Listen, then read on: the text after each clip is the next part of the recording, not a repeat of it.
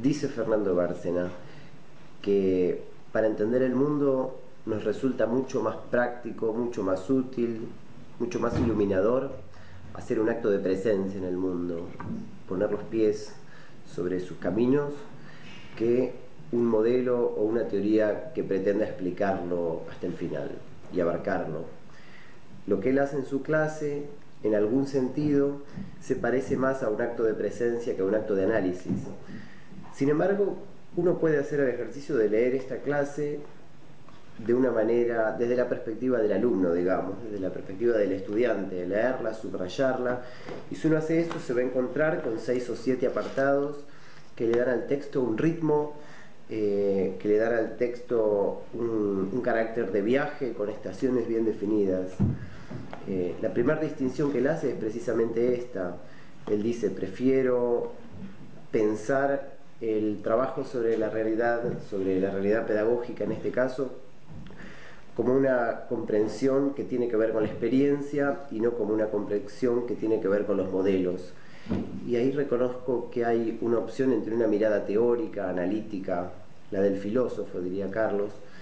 y una mirada de alguna manera más poética, una mirada literaria. Por eso el texto está atravesado de citas filosóficas y literarias, más que de citas sociológicas o psicológicas, a pesar de que habla de la cultura y de la sociedad y del pensamiento, pero no lo hace desde el lugar de las ciencias, sino desde el lugar de la literatura. Cuando en el primero de estos apartados rítmicos plantea la cuestión de la presencia, se refiere a esta manera de estar en el mundo que puede ser una manera heterogénea, porque simultáneamente conviven la mirada del niño, la mirada del hombre maduro, la mirada de los viejos, y se detiene en esta definición de infancia que quienes recorremos el mundo de la pedagogía reconocemos como heredera de algunas discusiones pedagógicas ya muy asentadas en el campo, y que tiene que ver con renunciar a pensar en los niños desde la ingenuidad, desde esta idea de infancia como ternura, infancia como inocencia,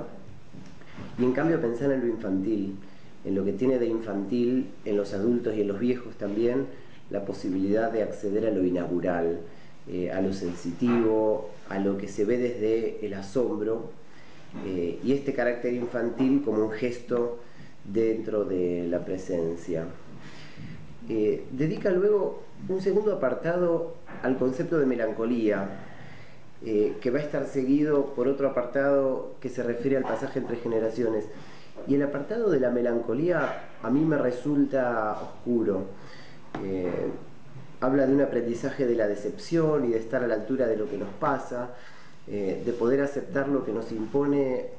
algo tan arbitrario e indiscutible como el tiempo, de estar en donde estamos no como producto de nuestras decisiones, no como producto de nuestro recorrido o de nuestra formación o de nuestra ética, sino como producto del tiempo. Estamos encerrados en la experiencia del tiempo, dice, y esta expresión, estar encerrados en la experiencia del tiempo, nos remite a una contemporaneidad que es la nuestra y la de los que tienen nuestra edad, de los que han compartido ciertas experiencias parecidas a la nuestra.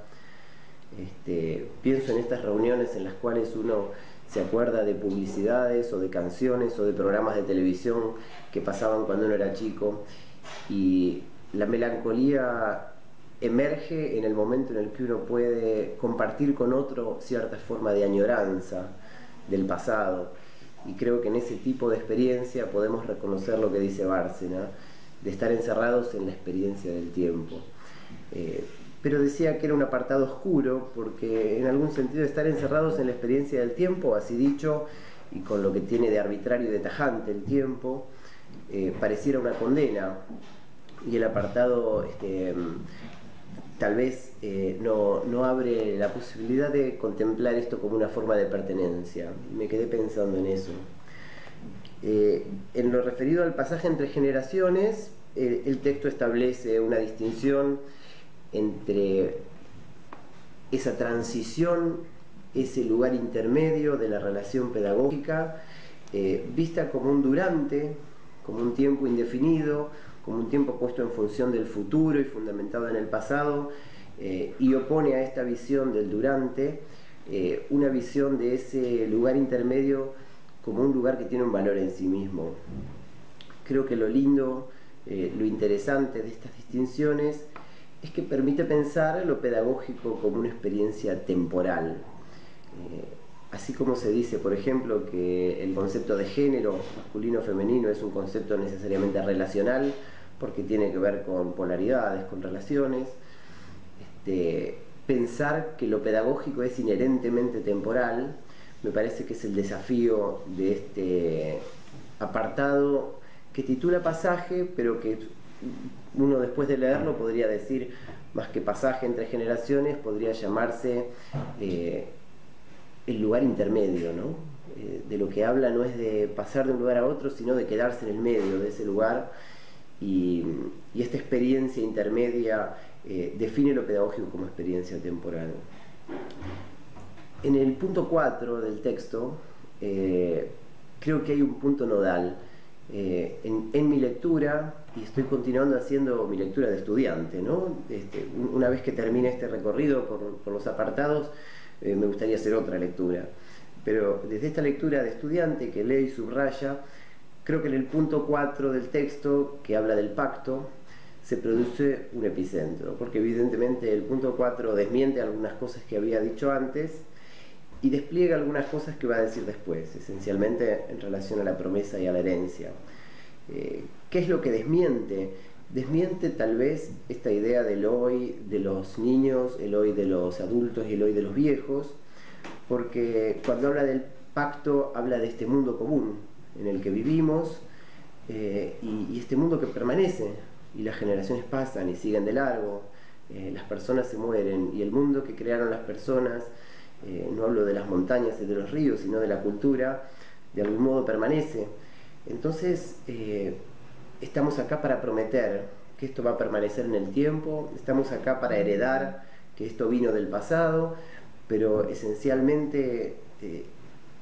la presencia que parecía pesada y sólida en los primeros apartados del texto, acá es presentada como algo muy liviano, como algo ligero, porque lo que realmente pesa es este mundo común que compartimos, y estamos acá para prometerlo y heredarlo. Por eso los últimos dos apartados, referidos a la promesa y a la herencia, de alguna manera despliegan las bellas citas con las que empieza el capítulo de la promesa, en las que el niño llora y la madre lo consuela. Entonces tratamos de entender si esa forma de consuelo es una vana mentira, o esa forma de consuelo tiene que ver con la posibilidad de esta promesa. Invita también a pensar que esta promesa puede ser una promesa tranquilizadora, todo está en su lugar, y en ese sentido, como esa tranquilidad es solo ilusoria o transitoria, de alguna manera la promesa sería una mentira, pero deja abierta la posibilidad de pensar la promesa también como una utopía, ¿no? Promesa en el sentido de horizonte que nos mueve, promesa en el sentido de lugar al que nos gustaría llegar, y es ese deseo, esa promesa, lo que nos mantiene unidos y lo que nos mantiene en movimiento. Finalmente se refiere a la herencia, evocando cierta lealtad hacia ese pasado heredado, evocando este lindo carácter de la herencia de ser anónima, de que necesariamente uno tiene que despojar la herencia de aquellos que la produjeron, porque la herencia finalmente nos pone en un lugar contradictorio, ambiguo, no estamos demasiado seguros de qué se espera de nosotros frente a una herencia. Y esta es un poco la lectura que se me ocurre hacer desde el recorrido lineal por el texto. Luego hay, sin embargo, algunos puntos en los que me detuve más y que no responden a la lógica lineal del texto, tal vez, que tiene que ver con este contraste, por ejemplo, entre la mirada teórica y la mirada literaria. Y me preguntaba si la diferencia es tajante. Muchas veces me he escuchado decir que algunas de las figuras que nos propone la teoría, por caso, si uno estudia psicología y estudia la zona de desarrollo próximo, o la asimilación y la acomodación, o el inconsciente, son en el fondo cosas que no existen. no vamos a caminar encima de una zona de desarrollo próximo, no vamos a ver al microscopio un inconsciente, la asimilación y la acomodación, como todas las figuras metafóricas de la teoría, uno podría mirarlos como poesía, uno podría mirarlos como una propuesta metafórica, una imagen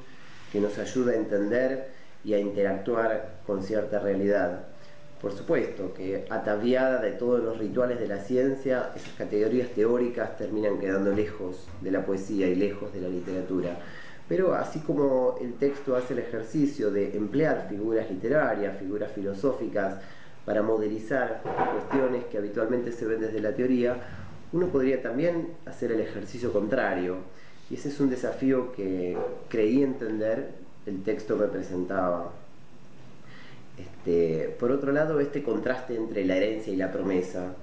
que ofrece unas coordenadas interesantes para pensar lo pedagógico como una experiencia temporal. Si estar en el tiempo es una especie de condena, porque el tiempo nos encierra a nuestra contemporaneidad, entonces explorar nuestro carácter de herederos y nuestro carácter de prometedores utópicos, tomando esta segunda acepción de la promesa, tal vez es un modo interesante de pensar ese carácter temporal. Me interesa también, respecto de esta idea de estar encerrados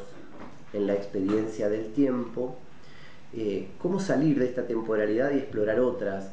cuando lo generacional se nos impone como un desafío porque no entendemos a estos chicos, porque el niño de 4 años piensa de una manera demasiado diferente y la única clave interpretativa para ese pensamiento que se nos ofrece en la escuela es la psicología evolutiva y no nos alcanza, o porque este adolescente tiene unos modos de relación o unos modos de posicionamiento frente a lo educativo que nos desconciertan o nos revelan o nos invitan a solidarizarnos o a hacer empatía. Bueno,